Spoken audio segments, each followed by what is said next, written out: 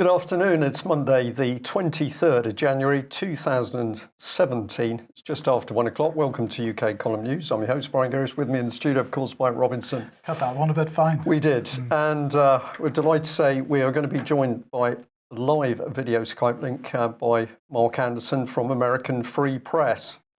Yes, we just made it.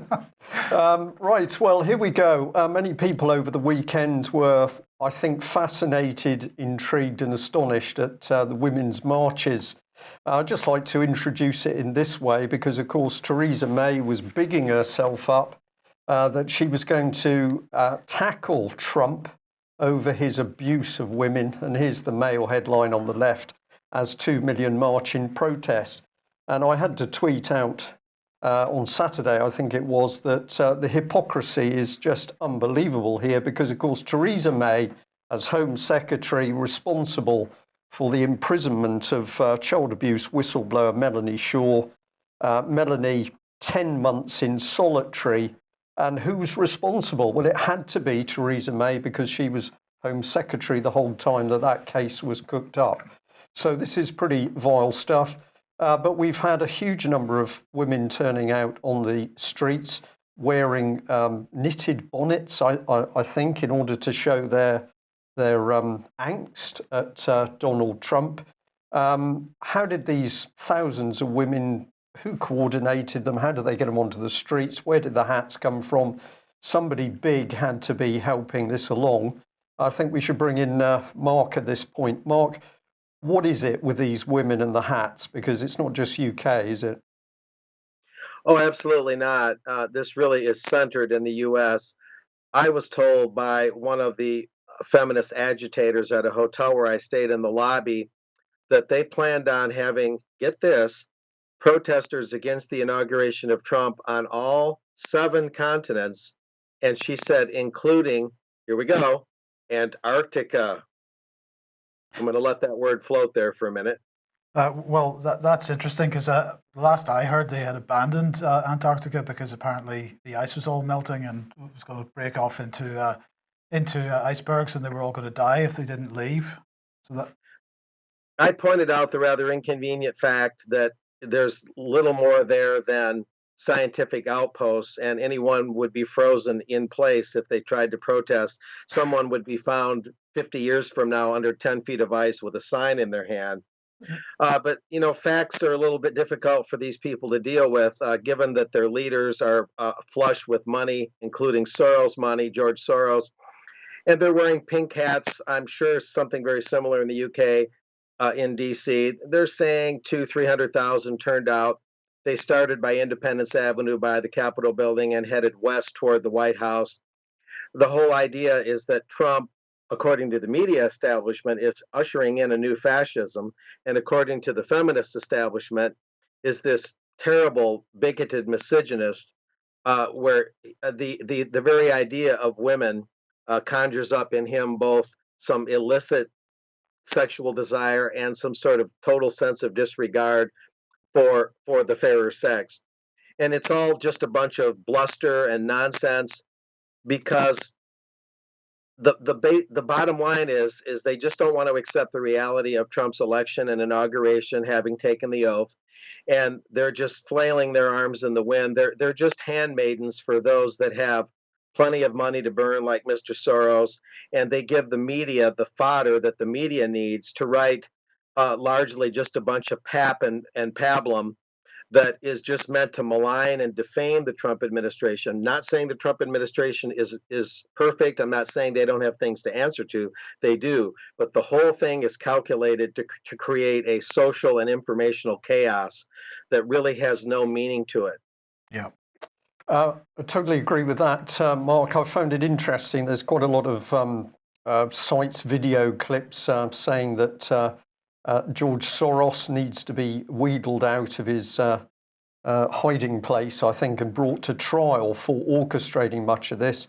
Of course, there is a lot of evidence to show his hand in things, but people need to work on evidence. If Soros is behind these demonstrations, then the evidence is needed if that's going to be used. Now, just jump back to the issue of what's been happening in courts. This was sent through by Alex Thompson. He's picking up on Judge Mumby, president of the family courts, saying that he's rightly fuming, but sadly doesn't see how video link is incompatible with fair trial. And this is so important. We're now seeing British courts move towards the fact that you don't even have to be in the court. They'll make a decision in your absence in quite a few cases, but otherwise you can come in with video link. And if we take Melanie Shaw as one example, she's repeatedly been refused the right to appear in court in person. And when she has been allowed to use Skype, that Skype connection has been cut without any proper explanation to her as to why she was stopped from giving her testimony. So we ask, what's to stop an accused person being threatened or bullied off camera to influence their testimony to the court? That's easily feasible when we know the brutal behaviour going on by court staff in HM Prison Peterborough or HM Prison Foston Hall, for example.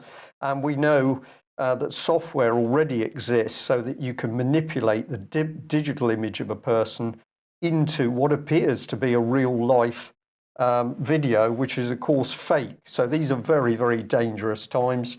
And I'm just going to counter that by bringing in this. I think David Scott on coming Friday is going to be talking about what's been happening with the police and meetings of principally older people up in Edinburgh, or Scotland rather. But this is the important thing, that if we don't act, we become accomplices to what's going on.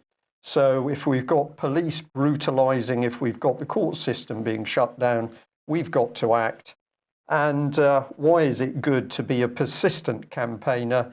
Well, this was sent to us, a little clipping from the Scottish Express. Government must act on child abuse.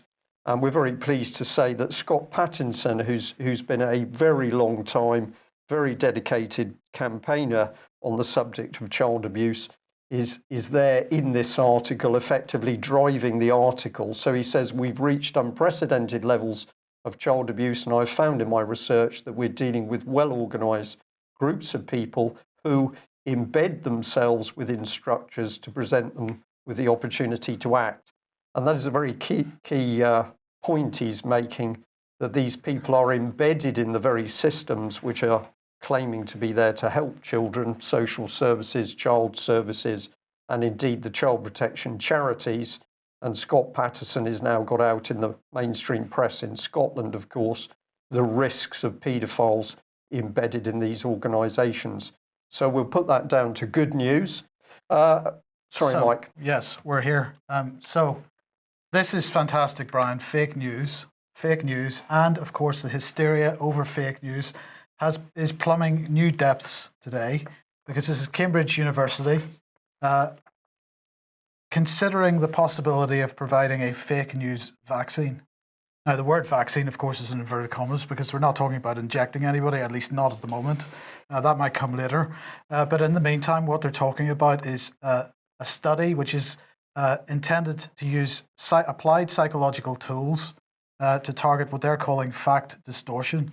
And they're suggesting that preemptively exposing people to a small dose of misinformation could cancel out what they're calling bogus claims. This is what the BBC is going to be working on with Facebook, I think, Mike, is this applied behavioural manipulation. And we've got the government's behavioural insights team, of course, doing the same. Right. And so they particularly highlighted stories surrounding the US election of Donald Trump, and also stories around Syria as being ones of particular concern. And Cambridge University's the lead author of this, Dr. Sander van der Linden, said misinformation can be sticky, spreading and replicating like a virus. The idea is to provide a cognitive repertoire that helps build up resistance to misinformation, so that next time people come across it, they're less susceptible. So this study is being published in the journal Global Challenges, and it was apparently conducted as a disguised experiment. 2,000 US residents were given two claims about global warming, and when they said that when these claims were presented consecutively, the influence of well-established facts was cancelled out by the bogus claims. But when the information was combined with misinformation in the form of a warning, then the fake news, as they call it, had less resonance. Right. That's how they're describing it. So, Mark, you've been talking about the weaponization of the media for quite some time, but this potentially drives it to new levels. It does. First of all, the existing mainstream corporate deep state media that's allied with the military industrial banking complex is itself a way to try and inoculate us against the truth. And that's been going on, as you guys know, for decades. So clearly they're trying a more clinical approach now. And they would only be doing this, in my view, if the old-fashioned approach is losing its effect, losing its grip, which it is. When I talked to a lot of people right after the Trump rally, the inauguration, and his speech on Friday, January 20th, pretty close to the podium, whenever I brought up the media, everybody seemed to know CNN, MSNBC, and the normal networks in America are basically an enemy of the Constitution and the people in one way or another, to one degree or another. It's very universal, and these are just mainstream Republicans. I'm not standing there with a lot of, absolutely like-minded people like myself. So it's cutting across the body politic here that the existing media is not to be trusted in at least most respects, except for maybe sports scores. And maybe that's the next thing they're going to lie about. Oh, the Cowboys didn't actually win when they did or something. But yes, this is very interesting. So if I understand it right, they're testing what they think is a lie, but what we might think is the truth, and they're testing it versus what they claim is their truth, which is actually a lie, and seeing which one gains primacy in the human mind. And it's Orwellian, and it's almost laughable, though, because everything is the reverse of what they're actually saying. It's incredible. Well, this is 1984, is it not? Absolutely. Full blown. Yeah. So there we go. Okay, well, this is an ideal time to introduce the BBC, of course, a 3.65 billion organisation which specialises in fake news. But thank you to the person who sent this through to us, because the poor old BBC is a bit strapped for cash. They need to save 15 million, so they're going to get rid of their travel news website. So there's plenty of money for setting up overseas media training. BBC's pouring millions into that, but when it comes to providing public service for information on the roads, no, we don't want that. We're going to get rid of it. So this is the announcement. You can see it on the BBC's Travel Online blog. But what was very interesting were comments from people. They're not happy.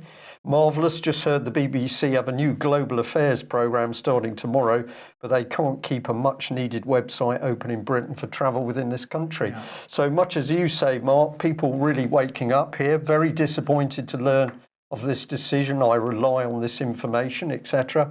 And if we just bring it up a bit more, down at the bottom, Ashani here says, this decision is mean and insane. I work a long distance from home and I check your website for travel info several times a day, especially in winter. I could not have done without it on many occasions. Please rethink this. Our safety depends on it. So I was encouraged to see members of the public picking up, and some of those who've posted on that blog say it's no good being nice about this anymore. We've really got to get in these people's faces and demand that they deliver the service that they're supposed to. So people are waking up, there's no doubt about it. And what better target for them to go for than the BBC? Right. Theresa May last week announced that she would be announcing the modern industrial strategy for Britain, and she has announced it today, or she's announcing it as we speak. £4.7 billion to fund research and development into smart technologies, robotics, artificial intelligence, 5G mobile network technology. These are the types of things that they're going to do. And a further £556 million. And it's that one that I find particularly interesting, as we'll come on to in a second. So they've, as you can see there, they have released their 10 pillars, which describes what they're going to be spending this money. Apparently, they're going to invest it in science, research and innovation, They're going to invest it in developing skills. Well, this one perhaps has some benefit because they're going to be investing, they say, in science, technology, engineering, and maths education.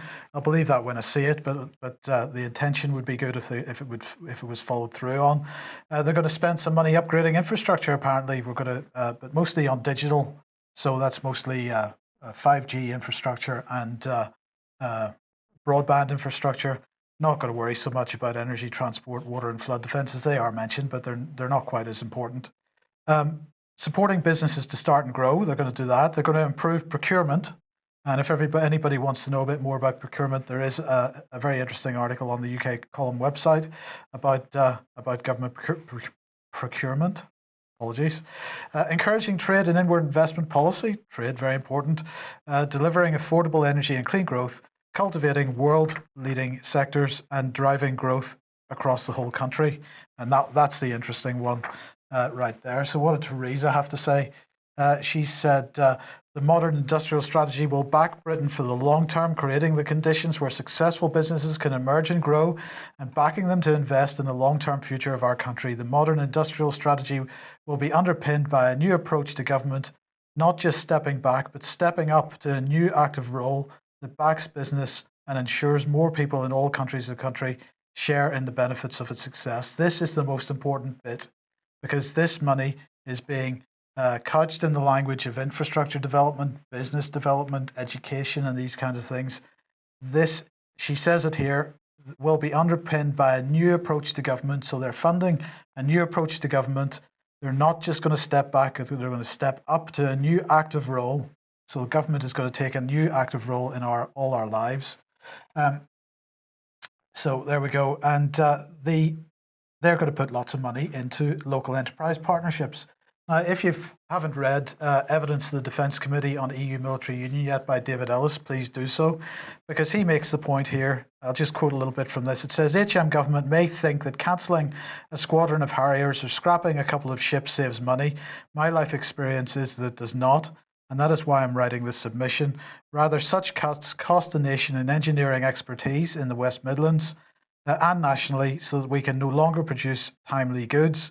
I've seen that the replacement model to fill the void after these defence cuts, that of the local enterprise partnership, merely serves to feed itself rather than our economy. So David alleging that local enterprise partnerships take the money, feed themselves, don't do anything for the broader economy. So what is Theresa May doing? Well, this extra 500 million or so she's giving to 11 local enterprise partnerships. So Northeastern gets 50 million, Cumbria 12, Tees Valley 22, York 23, Lancashire 70, Humber 28, and so it goes on. Millions of pounds going straight into the local enterprise partnerships. That'll be money well spent, I've no doubt. But Demos are getting in on the act as well, because following Theresa's announcement, they are creating a head of programme for the modern economy. And Demos is establishing a new research programme to respond to emerging economic policy challenges and opportunities in 2017 and beyond. The Modern Economy programme will explore the major issues facing the UK government and our industries, from the changing nature of work and the workforce to the challenging negotiation of Britain from the EU.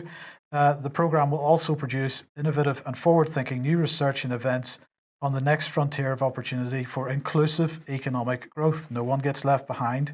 This is the shared society. The role offers genuine autonomy and the opportunity to shape a programme of research, events and policy positions that will support Demos' organisational ethos and wider social mission.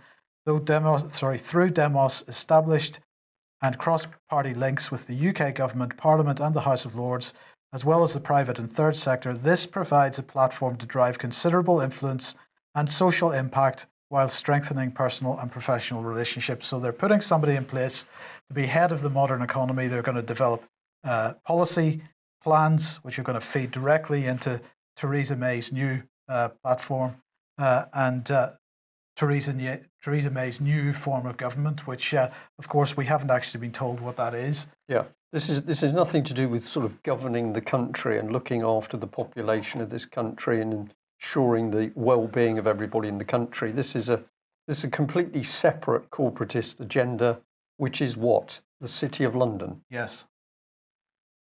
What can we say?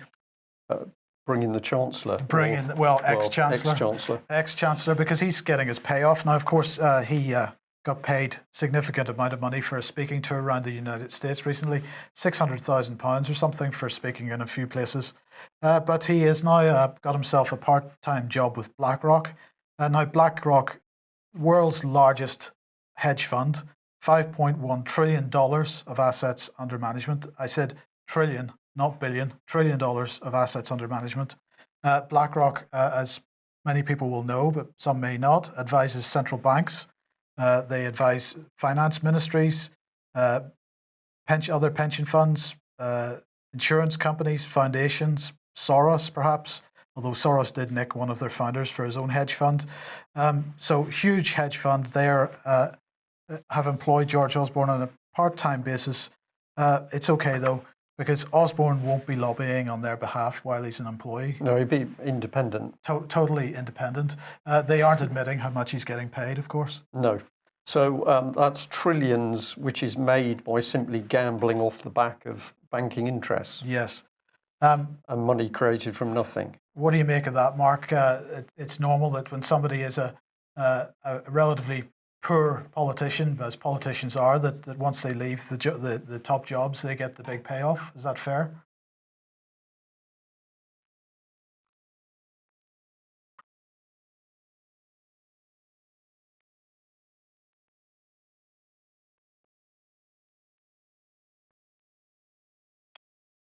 And took a very posh job representing banks and financial institutions. So here, the revolving door is well in place between the banking committees and working in either lobbying groups and or financial institutions, or both lobbying for financial institutions. So 1 year, the senator's doing his job. 2 years later, the senator's appearing before the very committee that he used to head. And getting huge speaking fees, just like with Mr. Osborne, Mr. Perennial Bilderberger, at least for the most part. So yeah, that's very intact here, and it's a very pernicious influence, of course. Yes, right. Apologies for the slight lack of sound for the first 2 seconds or a few seconds of what Mark said there. That I did press the button, but it had to press it again. So right, let's move on then. Pensions. Obviously, this has been a subject that I've been talking about for quite some time. Guardian finally catching up. Glad to see the mainstream media catching up. There's a danger of a generation who can't afford to retire, they say. It is impossible to consider retirement and our experience of it without also considering how we pay for it. And the author goes on to comment about other people's comments on this. She says one commenter wrote about friends in the public sector in the late 50s, 60s, retiring on pensions that were quite bewildering, is the quote. The comment went on, they would probably be living on pensions longer than they were non-pensioners. I see my son at university and wonder how hard he and his generation are going to have to work to keep this society going. Many of my retiree friends think the same thing, but no one seems to know how we dig ourselves out of it. So the Guardian finally catching up with the fact that people are not going to be able to afford to retire. They quote David Willits, the former Conservative MP, who says, we could find ourselves facing a whole new generation of poor pensioners who, on average, are even worse off than the average poor pensioner today, because far more of them were unable to get on the housing ladder. They'll be paying rent long past the point where their parents had paid off their mortgages. And he went on to say, if we don't have systematic responses now to the pension problems coming down the line, future generations will suffer. I've said this before, let's say it again. The black hole for the public sector and the state pension, the black hole is £5 trillion. That's, 2.5, 3 times GDP. It's a huge shortfall. And they then go on to say that over a quarter of those aged 55 to 64 do not have a private pension to make up the difference. And this rises to 42% across all age groups. And they're worried about the reliance on savings. Well, just last week, Mark Carnage, head of the Bank of England, in parallel with the announcement that retail sales over December had dropped by 1.9% from the previous month, And that was the biggest monthly fall for more than 4.5 years. Mark Carney had been speaking to the London School of Economics, and he was saying that he was concerned that savings rates have fallen to pre-crisis lows, and the consumer borrowing has accelerated notably. And it's interesting when you look at the retail figures. What they were talking about is people over the Christmas period buying things like food, but not buying things like cheap plastic white goods from China and whatnot. So they're concerned about retail sales falling. People are spending their savings, they're borrowing more to buy food. They're not spending that on things that they don't actually need. Yeah. So this is setting up a huge problem for the future. But it's all right, because there is this review of HM Treasury, which was originally established by McDonnell from the Labour Party, the shadow Chancellor of the Exchequer. This HM Treasury review was originally set up in September 2015, and it's headed up by this man, Lord Kerslake, who's the former head of the Civil Service. Common purpose guru, we should add. Absolutely. And of course, he retired as head of the Civil Service in 2015. He was saying that the aim of the review was to take evidence on whether the Treasury was doing the right kind of job. He's particularly concerned about austerity measures and all this kind of stuff, whether they're promoting and managing sustainable growth is what he wanted to do. And he wanted to check whether the Treasury was helping to develop a fairer and more equal society. So, as I say, Lord Kerslake heading it up, Alan Buckle on the panel with him. He's ex-KPMG International. Stephen Hughes, ex-chief executive of Birmingham City Council. There was never any corruption at Birmingham City Council, Brian. Well, there was a little bit. Yes. And there was a bit of trouble with elections. And that was Lynn Homer, but she was promoted up into the Treasury. That's right. But Stephen Hughes was CEO of Birmingham City Council whenever there was scandal over money going to common purpose, but that's another issue. Carol Williams is a professor at the University of Manchester's Alliance. And at the Alliance Manchester Business School, and Simon Wren Lewis, Professor of Economic Policy at Blavatnik School of Government. And the review was expected to report by July 2016. Kurzweil said of the appointments that he was working with, they bring together a collective wealth of experience that will ensure we are equipped to cover the ground thoroughly, so that's good. But I'm pleased to say that this report is now finally going to launch in about 3 or 4 weeks' time, 13th of February. The national launch is going to be at the University of Manchester. So we can look forward to that. It's from 5 p.m. to 7 p.m. at Alliance Manchester Business School East, if anybody wants to try to get along to that. There's going to be an audience debate at it as well. I'm sure if anybody asked nicely, we could provide some questions for Lord Kerslake. Well, one of the key ones will be what happened to the missing millions in Sheffield City Council. That caused a few problems with the establishment. While he was there? Indeed, yes. Yes, okay. Mark, Davos was last week, of course, and we have an article here from American Free Press written by your good self, dreading deglobalization in Davos. They really are concerned about the sort of reaction to globalization that's taking place at the moment. Indeed. What's really particular to point out here, what's really interesting, is just like with the thin, baseless allegations of Russian hacking, not only of the Clinton Podesta emails, but the U.S. election system itself, just like how that brought up the inadvertent admission from the establishment that if election machines can be hacked by Russia or anyone else, then that means the machines are hackable. That means electronic voting never was safe to begin with, even though all along they reassured us it was. So too is the situation in Davos, Switzerland, that just wound up. The World Economic Forum meets there every year. They met January 17 through 20. They ended on the day of Trump's inauguration. And so in their fuming and worrying and jittering over the rising populism, Marie Le Pen in France, Brexit, such as it is, and especially the inauguration of Donald Trump. In this situation, they're now admitting, inadvertently, shooting themselves in the foot again. They're admitting that there is such a thing as an effort for world government, and there is such a thing as a new world order. And this includes the New York Times and the one worlders in that newspaper, as well as the Washington Post, but particularly the Times. They're so jittery about what they see as a populist uprising that they're letting secrets out that hitherto, up to this point, they told us didn't exist. We were told for years that there's no such thing as an effort for world government. We were told for years that there's no such thing literally as a new world order.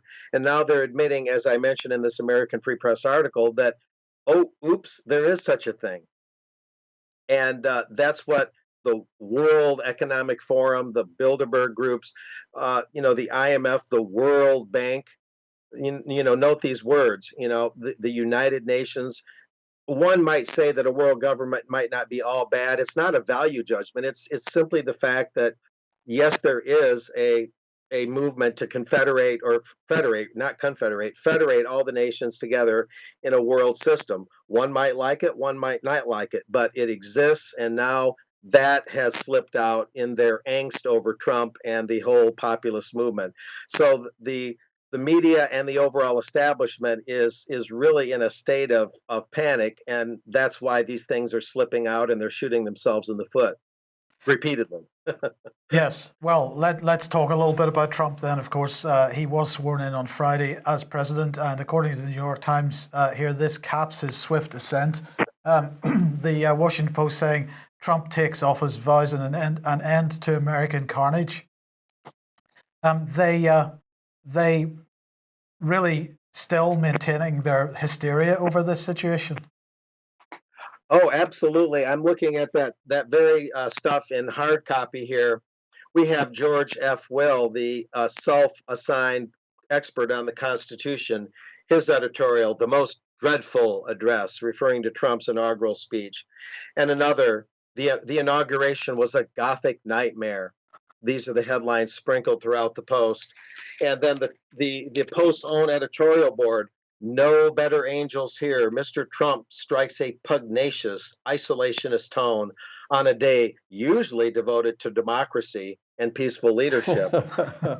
Well, what I wrote in the American Free Press was just a straight report, no opinion whatsoever on what Trump had to say and what the people had to say about his speech. And we have things in the New York Times, I don't want to misquote them, a subtitle, "Uniquely Dark Vision of the US" in the New York Times. And the Post used that too, dark vision, dark concepts. A quick explanation goes as follows.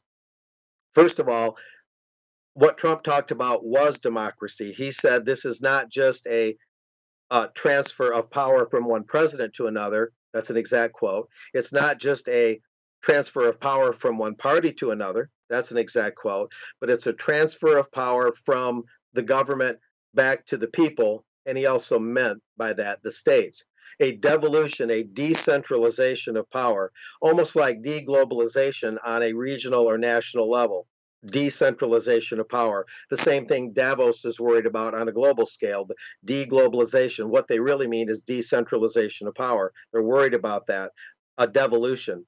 So you have Trump being characterized as someone who's talking darkly about undemocratic things, when in fact the people there found his speech to be, in their view, a ray of sunshine, as if the sun is coming out, as if he's including the people in the power structure once again, the very definition of democratic rule.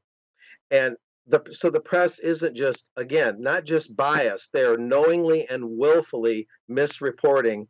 And people on the ground with me, including myself, but many others I spoke to there, don't see what the press reports. The press reports a different football game than we've seen on TV, to use a metaphor. It's almost as if you're going to see the Bears play the Cowboys. You see the game, you see the Cowboys win 10-8, and you read the paper, and the paper says the Bears beat the Cowboys 18-4.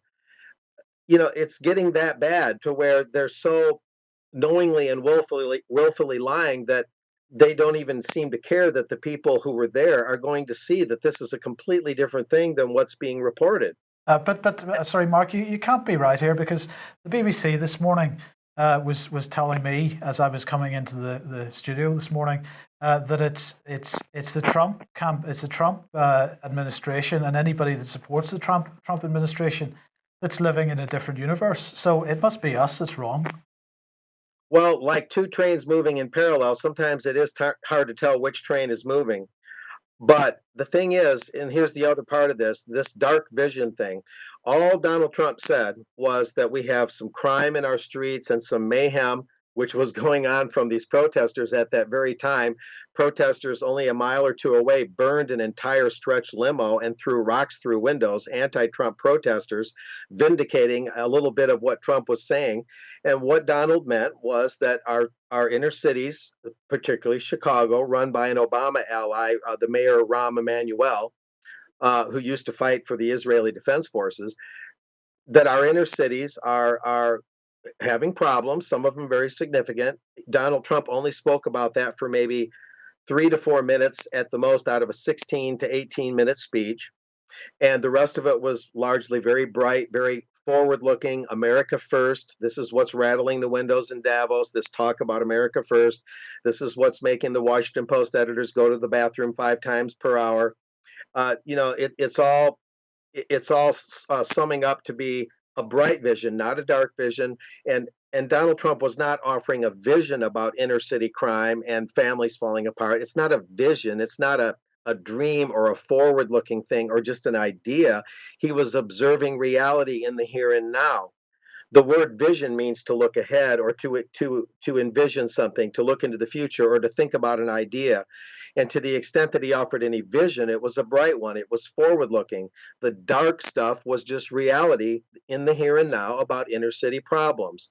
So once again, not my opinion, just outright facts being completely mischaracterized. And that's according to many people on the ground who were there at the inauguration. And so the media, in tandem with all these protests, like we said earlier in the show, is creating this cultural and informational and political chaos meant to destabilize and defame the Trump administration, the new administration. They're naming today, the 23rd of January, they're naming, they're going to vote on whether Mike Pompeo, a Kansas Republican, a legislator, whether Pompeo is going to become the new CIA director. They've only named the new Defense Secretary, James Mattis, and a Mr. Kelly for head of Department of Homeland Security. So today they're looking at their third cabinet nominee that they're going to vote to confirm. They're expecting 6 hours of debate, at least on the Senate floor today, over naming, whether to confirm the new CIA director, Pompeo. A lot is going on. The Trump administration is trying to get its traction. People are saying, give it a chance.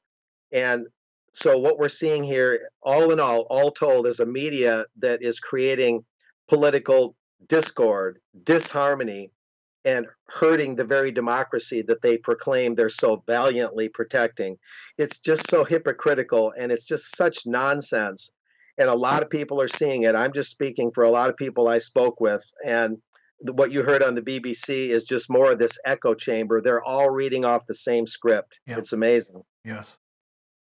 Well, Mark, thank you very much for that. Of course, another issue around Trump is that he's been saying that NATO isn't working, and he doesn't see why the Americans should pay for the brunt of the NATO operation when the Europeans in particular are not putting their money into the pot. And he's quite right, in my opinion, on that. But we'll take a little bit of a look behind the scenes as to what the EU military is up to. Before we go there, the other point he made is revitalization of American industry. And I have to say maybe that's needed because this little issue has hit the headlines over the last few days. A Trident missile malfunctioned during one of the trials off an American range.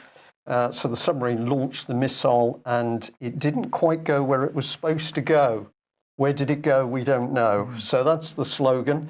So I'm just going to gently say a few problems there with Trident missile. Why would the BBC be keen on this? Because, of course, it allows them to get in yet another attack about the nuclear deterrent. But let's move on to the subject of aircraft carriers, because the Mail here has got the shocking story that the launch of the Navy's big new aircraft carrier, Queen Elizabeth, could be delayed after the $3 billion vessel is hit by a number of technical problems. Well, there's already a problem that there's no aircraft for the aircraft carrier, but there are a few technical problems. So this is the cyber ship. This is how you can construct an aircraft carrier by using IT. We're very good on this, Mark. We can create a whole fleet in a matter of hours by just using IT. This is the reality. So the ship's clearly not ready and unlikely to be ready for some time. Part of the problem is that they have to dredge out the harbour in order to allow the ship to use Portsmouth Harbour. I think these are some incredible things coming to light and some heads should roll. But let's have a look at what they're saying. The carrier, along with sister carrier HMS Prince of Wales, is part of a £6.2 billion project to allow the UK to help other nations police the world. This is not about defence of UK, this is about policing the world. We can't run our country, but we're going to police the world. Each carrier can carry up to 36 Lightning II aircraft, but we'll only have one squadron of F-35s to fly off the Queen Elizabeth, which will be 16 jets when it enters service in 2020, if it's not delayed. This has led to claims that when the second carrier comes into service 18 months later, it will be a gigantic white elephant with no UK aircraft to fly from it. Yes. Well, that's a bit sad, isn't it? So let's go on. We now get a clue, because here it is. The last sentence, actually in this Daily Mail article, said as a result, the US are expected to make use of the carrier with their aircraft, as may other countries such as Italy, who eventually buy the jets. So this is the truth. This is Britain's aircraft carriers are in fact European Union carriers to be, that should say with the EU, to be jointly operated with the EU. So we're going to run a carrier library basically and just lend it out to whoever wants it? Well, it was built with the French. We had to get the French involved because we've never built aircraft carriers apparently. Well, a few since 1914. We now need the French to train our flight deck crews because the delay has been so colossal. We've lost all our expertise. So now we've got to say, please, French Navy people, come on, allow us to come on board your carrier so that we can learn how to operate carriers. And here's the new captain, Commodore Jerry Kidd. He says this: HMS Queen Elizabeth is a transformation. There's the key word. A transformation for the Royal Navy and for the entire British Armed Forces and indeed the country. She's a strategic asset that's going to be playing on the world stage for the next 50 years. Well, without any aircraft, she's certainly going to be playing. And then he goes on, so while she's been in build for the last couple of years, now we've got to understand how we're going to use an operator. So we've got £6.3 billion worth of carrier program, but Mike, we just don't know what we're going to do with these ships. No. So we build the ships and then we worry about what we're going to do with them afterwards. Yes. If we can get them out the harbour, because the harbour's not deep enough. Right. But don't worry about Royal Navy procurement. There is no crisis. There's no crisis in the NHS. Well, let's bring in the UK column. This actually was an unpublished article back in May 2008. Royal Navy builds for an air threat. This is the carriers and misses the enemy within. I think we'll have to finish this article off. We were spot on talking about the fact that these carriers were nothing to do with the Royal Navy. These were actually to do with the European Union. And part of the article said, we're told that plans for a European crew for these new carriers has been dropped. Has it?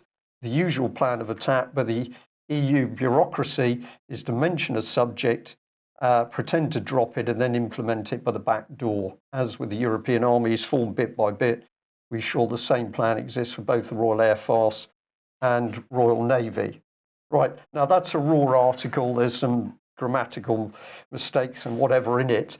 But this is the one we did publish. And what we were actually saying here is the fact that the plans were there, put forward by Sarkozy. This was the backdoor deals done with David Cameron, that they were forming a European navy. And our joke in the cartoon here is that there's two towers on the carrier. The first one is manned by the British, who are saying, "Where are the French?" And the French are in the second tower saying, "We're right behind you."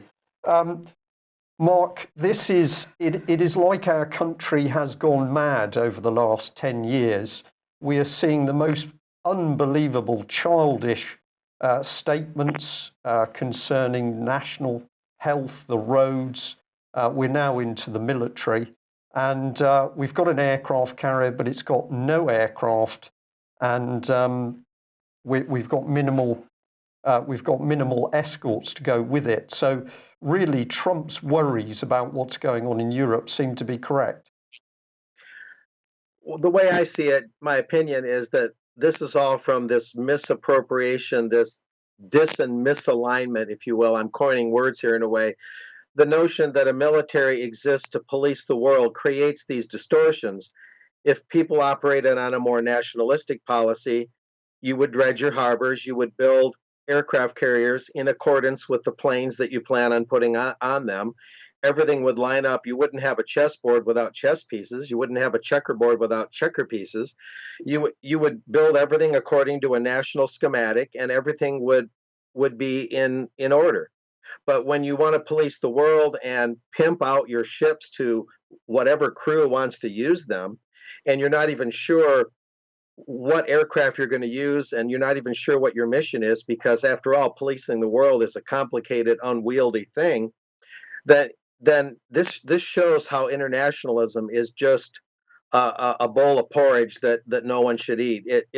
It creates all these distortions, a misappropriation of money, vague plans that nobody even knows how to carry out, and it just shows that Donald Trump is, at least in his words, and we're looking at his actions. I'm not a Trump groupie here. I'm being objective, but it just shows that what Trump is saying, basically, that we need a more nationalistic military policy, at least a little more, like he said at his inauguration speech, and we need a more sovereignty restoring, basic industrial restoration, and these sorts of things.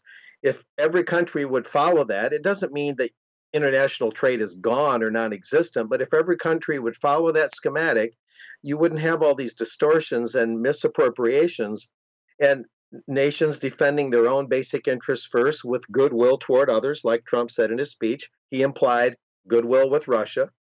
If this was the credo, then a lot of this would disappear, but they're just so bent on this international system, the rules-based world order, as the Washington Post is talking about, that Trump is supposedly threatening, excuse me. They've just got to admit that their vision is the dark vision, not Trump's. Their vision is the unworkable vision, not Trump's. And this is the cause of all this. They've just got to face the facts that their system is not the way to go. They've had their day in the sun since the end of World War II. They've had time to prove this. They're losing the argument. And that's it. Yep. Mark, you couldn't have put that better. Thank you very much for summing up in that way. A great conclusion to our news today. But I'm just going to whisper in secret what the British aircraft carriers are really for, because that was also stated under one of the photographs in the Daily Mail article. Those aircraft carriers are for fighting ISIS. So just think about that. Two carriers, £6.3 billion. The captain not sure of what they're for, but the Daily Mail has told readers that they're for fighting ISIS. Good so stuff. On that note, we can be... Sorry, go ahead, Mark. Forget ISIS, yes, that the eternal threat, the existential threat to all that is good. Absolutely. Okay. Well, that's it for today. Thank you very much, Mark, for joining us. Thank you to our viewers and listeners. Can I just make an announcement before we Of course. go? Right. So speaking to Ian Crane this morning, and the executive decision has now been made that Fracking Nightmare and the Crane Report, when it happens, but Fracking Nightmare, at least initially, will now move to Thursday nights. So Thursday nights for Fracking Nightmare from now on. Monday nights are in the past. Right. Well, there we are. That's the beauty of UK column. Instant decision made live on air, not like the BBC, which would have required several board meetings. Thank you for joining us. If you like what we do, please subscribe. We need your financial help and support to keep doing what we do. Thank you. Bye-bye. Bye-bye.